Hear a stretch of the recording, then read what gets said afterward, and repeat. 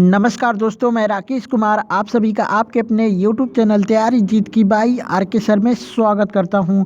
और दोस्तों आज 10 फरवरी 2021 के रेलवे एनटीपीसी का जो फर्स्ट शिफ्ट का एग्ज़ाम है वो ख़त्म हो चुका है। और दोस्तों मैक्सिमम क्वेश्चन मुझे मिल चुके हैं, तो आप लोग इस बात पे वीडियो को लाइक कर दीजिए, अपने दोस्तों के साथ वीडियो को शेयर कर दीजिए। और दोस्तों आपने एग्ज़ाम दे रखा है तो आपको जो भी प्रश्न याद है आप हमें बता सकते हैं। हमारे व्हाट्सएप नंबर पे कॉल करके या फिर व्हाट्सएप करके कमेंट करके भी बता सकते हैं।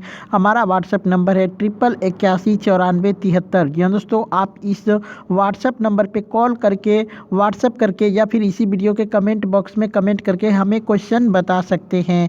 और दोस्तों हमारे चैनल पे पहली बार विजिट किए हैं तो प्लीज़ चैनल को सब्सक्राइब करके बेल नोटिफिकेशन को ज़रूर दबा दें, क्योंकि हम हमेशा 100% रियल प्रश्न का एनालिसिस करवाते हैं।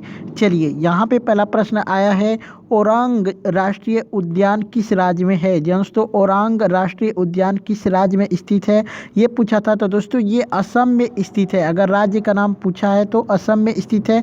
और दोस्तों ये असम के उदलगुड़ी और शोणितपुर ज़िले में यह स्थित है। ठीक है, तो आप इन दोनों ज़िलों का नाम भी याद करके रखिएगा, हो सकता है शाम के टाइम ज़िले का नाम पूछ सकता है। चलिए एक प्रश्न आया था कि दिल्ली से दौलताबाद किस शासक ने अपनी राजधानी स्थानांतरित की थी। दोस्तों दिल्ली से दौलताबाद किस शासक ने अपनी राजधानी स्थानांतरित की थी, तो मोहम्मद बिन तुगलक ने की थी। ठीक है, मोहम्मद बिन तुगलक आपका राइट आंसर हो जाएगा। एक प्रश्न आया था दोस्तों कि राज्यसभा के प्रथम उपसभापति कौन थे। जी हाँ दोस्तों, राज्यसभा के प्रथम उपसभापति कौन थे, तो एस.वी. कृष्णमूर्ति राव आपका राइट आंसर हो जाएगा, एस.वी. कृष्णमूर्ति राव। ठीक है, वीडियो को आप लाइक ज़रूर करिएगा और अपने दोस्तों के साथ वीडियो को अभी से शेयर कर दें। चलिए एक प्रश्न आया था कि भारत के किस राज्य की सीमा नेपाल से नहीं लगती है। शायद दोस्तों अगर आपके ऑप्शन में झारखंड दिया है तो झारखंड आपका राइट आंसर हो जाएगा।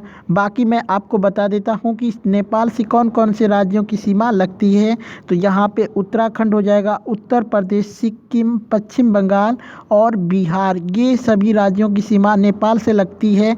अदरवाइज इसके अलावा जो भी आपके ऑप्शन में दिया होगा वह राइट आंसर हो जाएगा। एक बच्चे ने मुझे बताया था कि झारखंड ऑप्शन में था, तो दोस्तों ये झारखंड जो है बिहार से ही अलग हुआ है, लेकिन झारखंड की सीमा नेपाल से नहीं लगती है।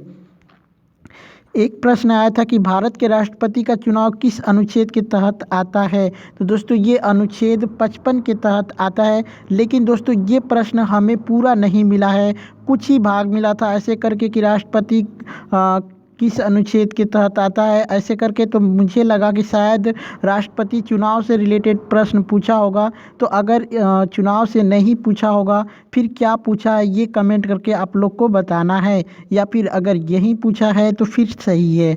ठीक है, चलिए एक प्रश्न आया था कि 2018 का मैन बुकर प्राइज़ किसे दिया गया है।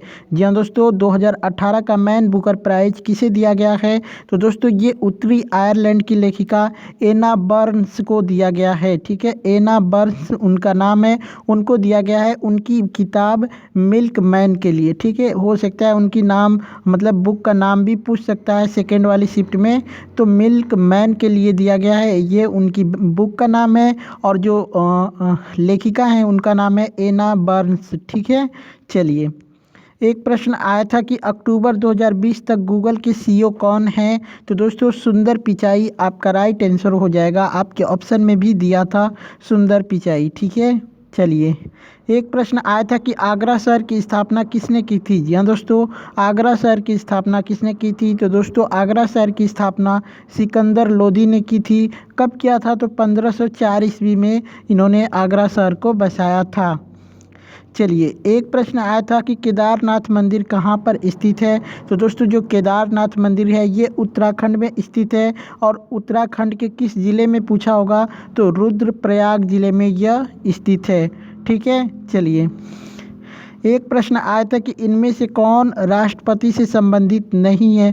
तो दोस्तों बच्चे ने मुझे बताया कि सर राष्ट्रपति आपातकाल की घोषणा नहीं कर सकता, ये आपके मतलब ऑप्शन में दिया था और यही राइट है। तो दोस्तों ये आप लोग को कमेंट करके बताना है, उसमें दिया था कि राष्ट्रपति भारत का जो प्रथम व्यक्ति होता है, ये बात भी सही है। राष्ट्रपति कमांडो का सॉरी दोस्तों सैनिक का कमांडो होता है, भारत के जो सैनिक होते हैं उनको कमांडो कहा जाता है, ये भी बात सही है। लेकिन दोस्तों यहाँ पे थोड़ा सा इसको लेकर डाउट है, बाकी एक ऑप्शन और होगा, वह ऑप्शन कौन सा है आप लोग कमेंट करके ज़रूर बताइएगा, ठीक है। चलिए एक प्रश्न आया था कि नाबार्ड की स्थापना कब हुई थी। जी हाँ दोस्तों, नाबार्ड की स्थापना कब हुई थी। तो दोस्तों इसकी स्थापना 12 जुलाई 1982 में हुआ था भारत में। और दोस्तों नाबार्ड का मुख्यालय कहाँ पे है, तो मुंबई आपका राइट आंसर हो जाएगा। और नाबार्ड का फुल फॉर्म भी पूछ सकता है, तो नाबार्ड का फुल फॉर्म होता है national bank for agriculture and rural development, ठीक है।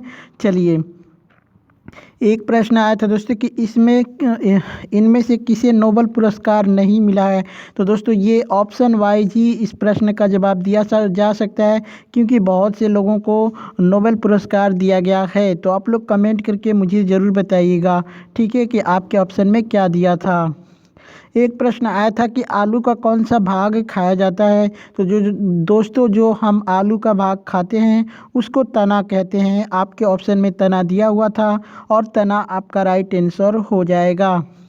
एक प्रश्न आया था कि काजीरंगा पार्क किसके लिए प्रसिद्ध है। तो दोस्तों काजीरंगा पार्क जो है एक सींग के गैंडे के लिए प्रसिद्ध है, क्योंकि वहाँ पे एक सींग वाला गैंडा सबसे ज़्यादा पाया जाता है, ठीक है। चलिए एक प्रश्न आया था कि गदर पार्टी का मुख्यालय कहाँ पर रखा गया था या फिर कहाँ पर था, ठीक है। गदर पार्टी का मुख्यालय कहाँ पर है, तो मतलब कहाँ पर था, तो ये दोस्तों इसका राइट आंसर हो जाएगा सैन फ्रांसिस्को। जी दोस्तों सैन फ्रांसिस्को आपका राइट आंसर हो जाएगा। एक प्रश्न आया था दोस्तों बुक से रिलेटेड कि पंचतंत्र किसने लिखा है। दोस्तों ये रिपीटेड क्वेश्चन है, और पंचतंत्र के लेखक कौन है, तो विष्णु शर्मा आपका राइट आंसर हो जाएगा।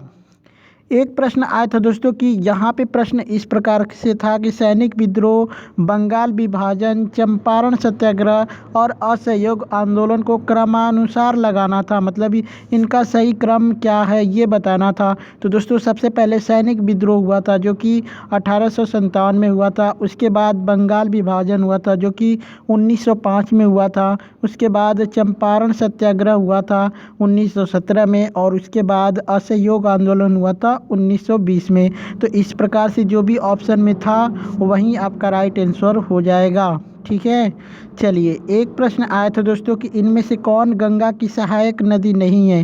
जी हाँ दोस्तों इनमें से कौन गंगा की सहायक नदी नहीं है, तो एक व्यक्ति ने मुझे बताया है कि महानदी उसमें दिया हुआ था। तो दोस्तों महानदी जो है वो गंगा की सहायक नदी नहीं है, बाकी गंगा की बहुत सारी नदियाँ सहायक नदियाँ हैं। आप लोग कमेंट करके ज़रूर बताइएगा कि आपके ऑप्शन में क्या दिया हुआ था, ठीक है। तो दोस्तों इतने सारे प्रश्न मुझे मिले थे, आप लोग को वीडियो कैसी लगी कमेंट करके ज़रूर बताइएगा। अच्छी लगी हो तो लाइक ज़रूर करिएगा, अपने दोस्तों के साथ वीडियो को शेयर करिएगा, ताकि ज़्यादा से ज़्यादा लोग हमसे जुड़ेंगे, ज़्यादा प्रश्न हमको मिलेगा। और दोस्तों आप लोग चैनल पे पहली बार विजिट किए हैं तो प्लीज़ चैनल को सब्सक्राइब ज़रूर करिएगा।